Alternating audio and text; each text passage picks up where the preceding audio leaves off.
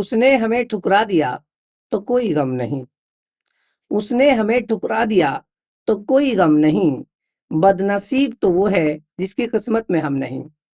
सलाम दोस्तों, मैं इरफान राही टीएफआई हिंदी में आपका बहुत बहुत स्वागत करता हूं। और आज स्टूडियो अमरदर्श में हमारे साथ जो खास मेहमान है, जो व्यक्ति है, वो ठाली है। ठलुआ चिंतन के नाम से लिखते हैं फिरोज के सैफी। तो मैं परिचय कराता हूँ सीधा। फिरोज के सैफी साहब, आपका बहुत स्वागत, इस्तकबाल हमारे टीएफआई स्टूडियो में और तिरंगा फाउंडेशन ऑफ इंडिया में, टीएफआई हिंदी में।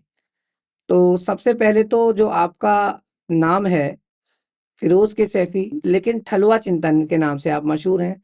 भाई, ये चिंतन कितने प्रकार के होते हैं? मैंने सुना है 7 प्रकार के चिंतन होते हैं। ये ठलुआ चिंतन 8वां अजूबा तो नहीं है? मुझे भी पिछले कुछ दिन पहले ही पता चला कि चिंतन 7 प्रकार के होते हैं। अच्छा असल में जब मैंने ठलुआ चिंतन लिखना शुरू किया जी। तो मुझे पता ही नहीं था। मुझे लगता था कि ठलुआ एक अंतर्राज्यीय शब्द है।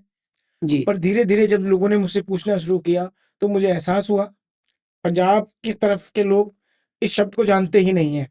अच्छा। पंजाब सबसे ज्यादा सवाल लोगों पंजाब की तरफ से आए। हम्म। और हद तो तब हो गई जब एक मेरी फेसबुक महिला मित्र ने मुझे अपनी उसका साइकोलॉजी का पूरा सिलेबस मेल किया। बोली कि मैं एमए फिलॉसफी में पढ़ रही हूँ और मैंने अभी तक सिर्फ 7 प्रकार के चिंतन पढ़े हैं और उन चिंतन का बारी बारी ब्यौरा था। तो ये ठलुआ चिंतन कहाँ से आ गया? अच्छा।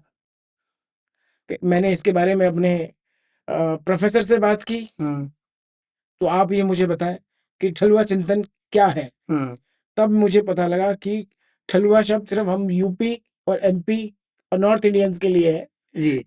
वेस्ट में लोग इस शब्द को जानते ही नहीं है, वेस्ट में और साउथ में। जी। तो ये ठलुआ की व्याख्या कीजिए ना। क्या ठलुआ है की ठलुआ? व्याख्या है कि जिस व्यक्ति के पास कोई काम नहीं होता। तो इसकी उत्पत्ति कब हुई? फिरोज के सैफी ठलुआ कब बना? फिरोज के सैफी ठलुआ बना लॉकडाउन में। अच्छा। जब कुछ करने को था नहीं, समझ ही नहीं आता था कि अब दिन कैसे बीतेगा। मैं सुबह जल्दी उठता था क्योंकि मुझे फिर दोबारा सोना होता था। अच्छा। फिर सोना होता था। फिर सोना होता था, मैं फिर उठता था, मुझे फिर सोना होता था। तो मतलब ऐसा लगने लगा था कि कुछ है ही नहीं करने के लिए। कोई मित्र नहीं रहा, कोई काम नहीं रहा। तो मतलब ठलुआ चिंतन उस वक्त अपने उन्माद पे था। अच्छा। तब इसी ठलुआ चिंतन में मैंने कहा माननीय हमारी राष्ट्रवादी सरकार ने हमें इतनी उपयुक्त परिस्थितियां उपलब्ध कराई हैं तो उनका धन्यवाद देना बनता है। तब मैंने इस ठलुआ चिंतन में एक माननीय प्रधानमंत्री को चिट्ठी लिखी। जी। बस जो फेसबुक पे आपकी ये वायरल हुई जी। और बस सबसे मेरा नाम ठलुआ पड़ गया। क्या लिखा आपने उसमें फेसबुक पे ठलुआ चिंतन में? कैसी 2-4 पंक्तियां हमारे दर्शकों को? माननीय प्रधानमंत्री को सुनने से पहले मुझे एहसास ही नहीं था कि देश के प्रधानमंत्री का देश हित में बोलना कितना आवश्यक होता है। अच्छा। इसके लिए मैं अपने आप को भाग्यवान, माननीय प्रधानमंत्री को भगवान और पूर्व प्रधानमंत्री को देशद्रोही समान मानता हूँ और सरकार से आग्रह करता हूँ कि उनकी चुप्पी को राष्ट्र हानि मानते हुए उनके ऊपर मुकदमा दर्ज कराएं। ये आपको बता दूं दर्शकों, एक हास्य व्यंग्य कलाकार हैं। इनकी बातों को अन्यथा बिल्कुल ना ले, क्योंकि व्यंग्य में, हास्य में ये सारी चीजें चलती हैं। जी। फिर मुझे लगने लगा यार, तो ठलुएपन में भी बहुत कुछ है करने के लिए। आप कुछ कर नहीं सकते लेकिन लोगों उंगली तो कर सकते हैं। अच्छा। कुछ नहीं कर सकते लेकिन उंगली कर सकते। वो उंगली आपने ठलुआ चिंतन के माध्यम से कर दी। के माध्यम से कर दी। प्रधानमंत्री जी कोई? प्रधानमंत्री जी भाई, हमने उनको चुना है। अच्छा। हमारा कोई नैतिक अधिकार है, उनके संवैधानिक अधिकार है कि हम अपने प्रधानमंत्री से सवाल पूछे, हम उनको उंगली करें और करते रहे। अच्छा। बस तब से ही चल निकला। देख लो फिरोज सैफी, कहीं फिर कुछ एक और धारा ना लग जाए आप। अरे सर, एक ही दफा कई दफा भी लगेगी तब भी कोई फर्क नहीं पड़ेगा। अच्छा। अच्छा। अच्छा, फिर ठलुआ चिंतन और आगे कहाँ गया? ठलुआ चिंतन चलता चला गया। अलग अलग विषय अलग अलग विषय में चुनते रहे और उन विषयों का केंद्र कहीं ना कहीं माननीय प्रधानमंत्री जी ही रहे। अच्छा। मतलब इतना जीवट व्यक्तित्व मैंने अपने जीवन में देखा ही नहीं। एक ऐसा व्यक्ति हमारे बीच आया जिसने जान लिया कि केवल हृदय परिवर्तन से हमारा विकास हो सकता है। तो उसके लिए काम करने की आवश्यकता क्या है? अच्छा। और ये गांधी का देश जो कांग्रेस सरकार जीवन में कभी जान ही नहीं पाई, उन्होंने एकदम तुरंत जान लिया कि भाई या तो हृदय परिवर्तन से काम हो जाता है, क्या बात है। आपको उसको धरातल पे करने की आवश्यकता ही नहीं है। हम्म दूसरी चीज क्या है, उससे पहले मुझे पता ही नहीं था हम्म कि मैं सिर्फ कांग्रेस की निकम्मी सरकार के कारण ही अनपढ़ रह गया। ओहो। अगर कांग्रेस की सरकार सही समय पर चली गई होती हाँ। तो मैं भी आज माननीय प्रधानमंत्री ऐसा एक काबिल व्यक्ति होता। क्या बात। क्या दशक थी कांग्रेस को 90 की दशक में ही सूचना क्रांति लाने की। हम्म इस टेलीफोन नामक यंत्र ने हम्म इतना आलसी और निकम्मा बना दिया था हम्म कि बस मैं क्या बताऊं। ऐसा नहीं है कि मेरा उससे पहले कोई इश्क नहीं था। हम्म अब ना तो किताबें खुलती थी, हम्म ना प्रेम पत्र मिलते थे, हम्म सिर्फ एक कॉल में सब काम हो जाता था। हम्म भाई किताबें प्रेम पत्र पढ़ने के बहाने मेरी किताबें खुलती थी, जी। जिसके कारण मैं कक्षा 10 तक पढ़ सका। अच्छा, तो ये सारी जो आपने दोष मंड रहे हो, आप सूचना क्रांति पर और ये सूचना जो क्रांति, मोबाइल। बिल्कुल मोबाइल क्रांति पर भाई अच्छा साहब। अच्छा अच्छा। ठीक है, मेरे को जो लिखना पढ़ना आया हम्म उन्हीं उन्हीं पत्रों के द्वारा तो आया। हम्म ठीक है, अब ना किताबें खुल, अब ना प्रेम पत्र मिलते थे, हम्म ना किताबें खुलती थी, हम्म, तो मेरी तो आधारशिला ही टूट गई। ओहो। फिर अब तो बुनियाद तो फिर कहीं रखी होगी आपने। बस फिर मैं बुनियाद क्या, बस समय बीतता गया बीतता गया। फिर अचानक से मेरे जीवन में क्रांति घटी हम्म कि दो दो महापुरुष मेरे सामने आए खड़े हो गए। अच्छा, कौन कौन। एक माननीय प्रधानमंत्री नरेंद्र मोदी जी, हम्म एक हमारे मुख्यमंत्री के अरविंद केजरीवाल। अच्छा, केजरीवाल जी आपके बहुत माननीय अरे मित्र हैं। अब उनका तो जलवा, उनका तो, मैं एक्चुअल में ना क्या था कि मैं बचपन से ही ना भाषणों का बहुत आदी था। अच्छा, आदि थे आप। मैं भाषणों का आदी था बचपन से ही, कभी अपने स्कूल टीचर से, कभी माता पिता से, कभी अच्छा अच्छा। रिश्तेदारों से नियमित रूप से भाषण सुनता ही आया था। हाँ हाँ हाँ। फिर सोने पे फिर सुहागा। फिर मेरे जीवन में एक दुर्घटना घटी अच्छा। कि मेरा विवाह हो गया। ओह, दुर्घटना। हाँ, फिर एक अच्छा अच्छा। घटना कि मेरा विवाह हो गया। हम्म अब क्या था कि 10 जन का भाषण हम्म सिर्फ एक ही मुखपटल से निकलता था। क्या बात है। श्रीमती जी ने उसको बड़ी ईमानदारी से निभाया, हम्म पर उसको बाद में कोई ये ध्यान आ गया हम्म कि भाई भैंस के आगे बीन बजाने से कोई फायदा होता नहीं है। हम्म तो वो एक दीक्षांत भाषण देकर निकल गई। क्या बात है। अब भाषण की लत का मैं, अब मेरे पास कुछ था ही नहीं, हम्म ना कोई जीवन में कोई बेइज्जती थी, जी। ना कोई भाषण था।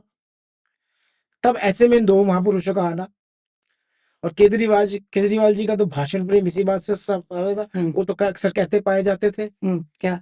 कि भाषण सुनो नहीं तो अनशन कर दूंगा, अच्छा, भाषण सुनो वरना अनशन कर दूंगा। अनशन कर दूंगा। और फिर उन्होंने नियमित रूप से अनशन किए और अपने भाषणों को लोगों को। लोगों तक पहुंचाया। अच्छा, उसके बाद फिर प्रधानमंत्री जी, तो वो तो जेल में डालने की धमकी भी दी जाती होगी, आंदोलन की भी धमकी दी जाती होगी। वो तो सब देखिए, ये तो सब पार्ट ऑफ आपके जीवन की दिनचर्या है ना। अच्छा अच्छा अच्छा। तो आप इन सब चीज से कैसे बचेंगे। फिर तो बस जीवन एक पटरी पे आ गया, और बस तब से नियमित रूप से चला आ आप रहा है। अपने फेसबुक पे लिखते हो शुद्ध मूर्ख। शुद्ध ये मूर्ख। शुद्ध मूर्ख या अशुद्ध भी होते हैं, शुद्ध अशुद्ध, ये क्या मतलब है। भाई मूर्ख, अपने आप को मूर्ख कह रहे हो आप। हाँ तो भाई साहब भाई इस देश में कितने लोग हैं जो अपनी वास्तविकता को जान पाए।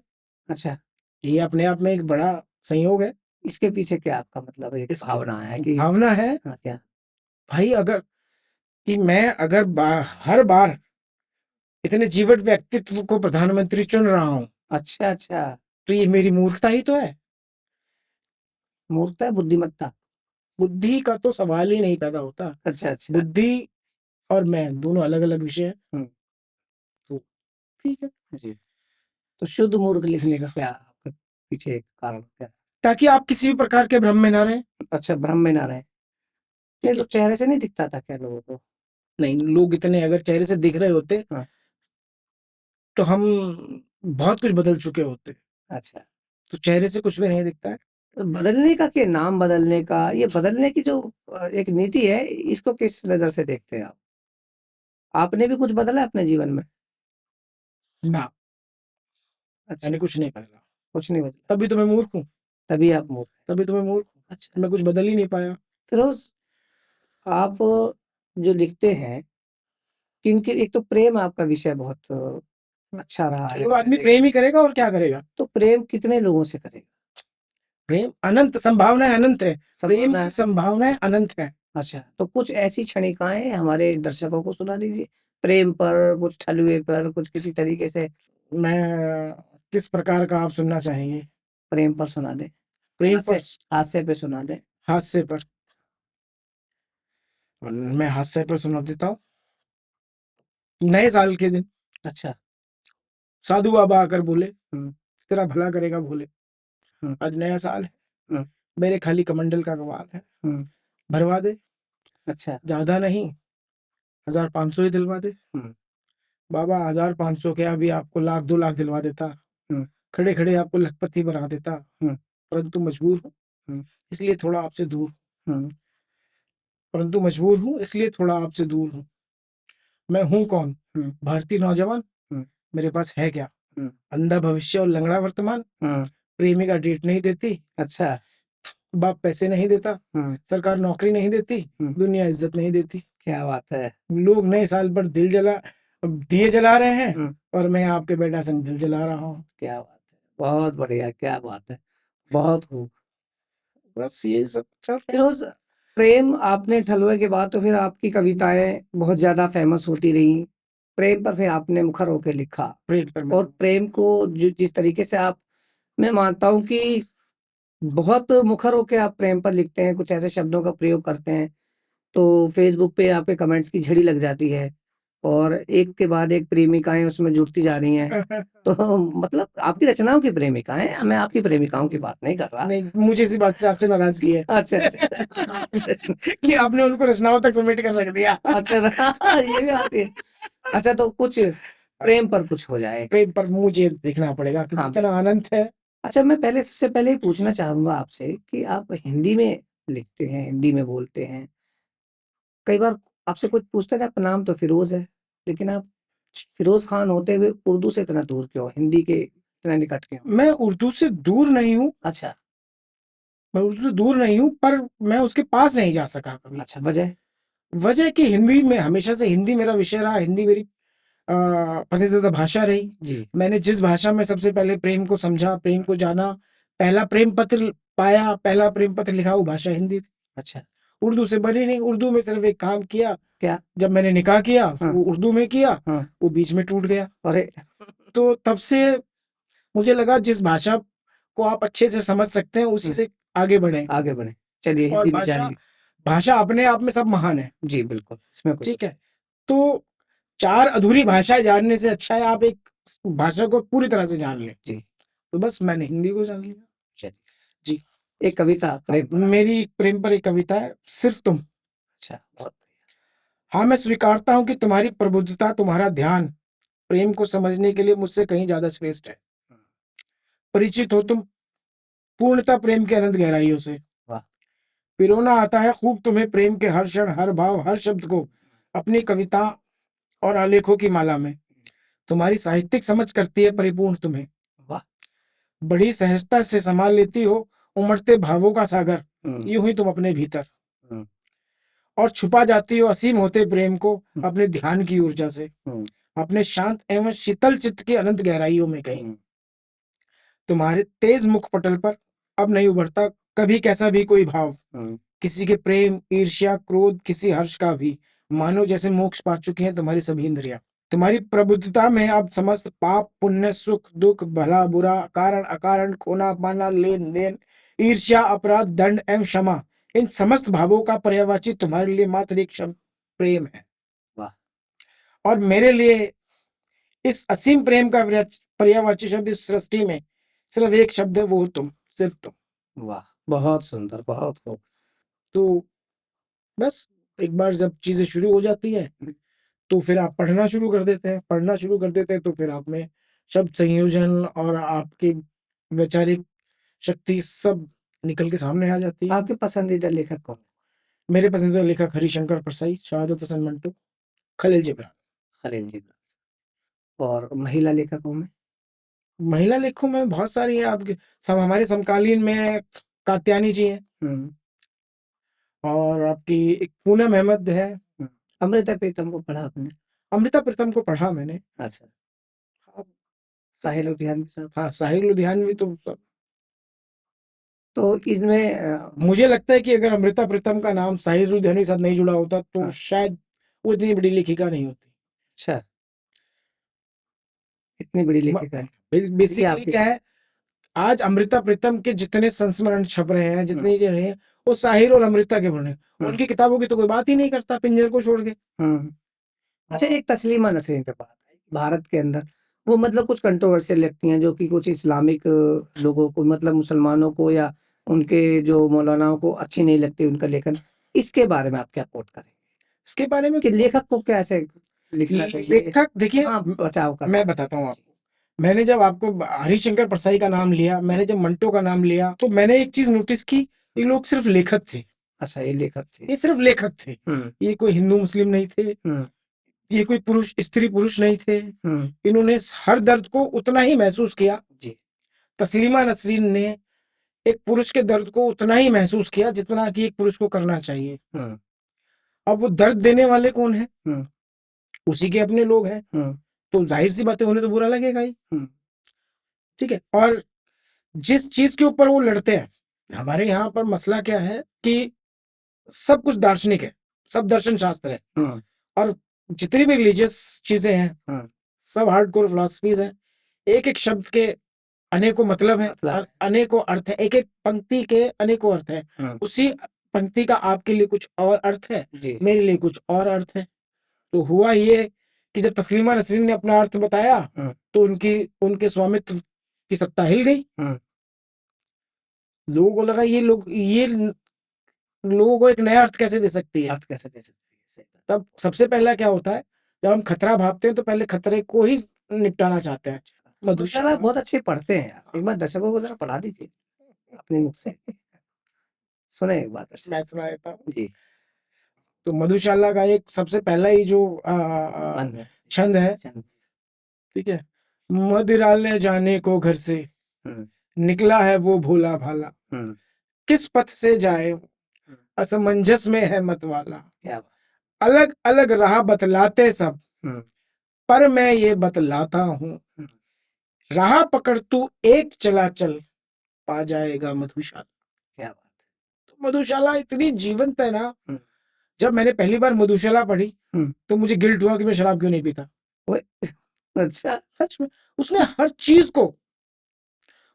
चीज को शराब, मतलब ना सारे धर्म ग्रंथ को, जैसे उनकी एक लाइन आती है कि दुत्कारा मस्जिद ने मुझको, देख हथेली पर प्याला, ठुकराया गुरुद्वारे ने मुझको, कहकर है पीने वाला, और कहाँ ठिकाना मिलता इस अभागे को जग में, हाथ पकड़ कर यदि थाम न लेती मेरा मधुशाला। मतलब जिसका कोई नहीं है उसकी मधुशाला है। उसी में एक लाइन आती है, एक ही उनके एक छंद में आती है कि बैर कराते मस्जिद मंदिर, मेल कराती मेरी मधुशाला। हाँ, वहां पर तो बैर है, लेकिन यहाँ हाँ, मतलब वही है ना जी, यहाँ पर तो मेल कराती है, और सही बात है। अच्छा, और उसके और कुछ छंद, और उसके छंद मतलब बहुत सारे हैं। यम आएगा जब लेने मुझको, खूब पी चलूंगा मैं हाला, अनुयायी कुटिल कुविचारी, विचारों की जब मार पड़ेगी, यमराज के कुवी कुचारी डंडों की जब मार पड़ेगी तो आड़ करेगी मेरी मधुशाला। मतलब नशे में तो आदमी को कुछ भी मार लो, पीट लो, गाली दे लो, कुछ पता ही नहीं। रोए मेरे शव पर वो जिसके आंसू में बहती हो हाला, दे मुझको वो कांधा पद मद मद जिसके डगमगाते हों, क्या बात, और जलूं उस ठोर जहां पर कभी रही हो कोई मधुशाला, और प्राण प्रिय यदि श्राद्ध करो मेरा तो ऐसे करना, कुछ पीने वालों को बुलवा कर बनवा देना मधुशाला। क्या बात है। तो मतलब हर चीज, सब कुछ, प्रेम, धर्म, ईश्वर, सब चीज, सब एक कविता में नैतिकता, सब कुछ उसने अपने छंदों में लिख दिया। तो क्या ही जीवट व्यक्तित्व रहा होगा। नॉवेल आपको कौन सा पसंद है आपका? कुछ आपने विदेशी लेखकों को भी पढ़ा है? विदेशी लेखक लू शुन का एक नॉवेल है पागल की डायरी। पागल की डायरी, उसमें क्या है? बहुत शानदार है वो, मतलब वो हर चीज को ना अपने ही नजरिए से देख रहा है। अच्छा, इसके अलावा और? इसके अलावा मैक्सिम गोर्की का मदर, और आपका खलील जिब्रान का प्रोफेट। एक ललिता बहुत मशहूर। हाँ, ललिता बहुत मशहूर है, नॉवेल मैंने पढ़ा है व्लादिमीर नकोबोव का।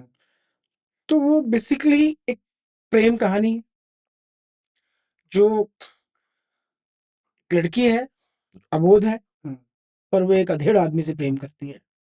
वो अधेड़ आदमी है जिसको उसमें गहन आकर्षण है, एक अबोध बालिका में गहन आकर्षण है। अब समाज कैसे मिलने देगा जी। तो वो क्या करता है, उसकी माँ से शादी कर लेता है, जिससे कि वो उसके सानिध्य में रह सके। तो प्रेम के बहुत सारे रूप है ना। प्रेम तो रिश्तों को, प्रेम में जब आप होते हो तो सिर्फ एक पुरुष होते हो। अच्छा, एक आप प्रसंग मतलब दोहराते हैं मंटो पर कि जब वो हिंदुस्तान पाकिस्तान हाँ, हिंदुस्तान पाकिस्तान का जब बंटवारा चल रहा था जी, तो अशोक कुमार फिल्म एक्टर और मंटो कहीं जा रहे थे साथ में। तो अशोक कुमार बोला कि यार मैं पाकिस्तान जाना चाहता हूँ। अच्छा। तो के आसिफ जिन्होंने मुगल आजम बनाई थी, अशोक कुमार ने उनको बताया कि भाई मंटो ऐसे कह रहा है, ये पाकिस्तान जाना चाहता है। अच्छा, अशोक कुमार से हाँ, हाँ, मंटो ने कहा हाँ, कि मैं पाकिस्तान जाना पाकिस्तान जाना चाहता हूँ। अच्छा, अच्छा। तो उन्होंने के आसिफ को बोला, तो के आसिफ बोले अबे मंटो तू कौन सा मुसलमान है यार, अच्छा, क्यों? एक टाइम की तूने कभी नमाज नहीं पढ़ी। मंटो एक ऐसा व्यक्ति था जो उन दिनों जब स्टूडियो में काम करता था तो उसने किसी मुस्लिम को मुलाजिम नहीं रखने दिया। अच्छा।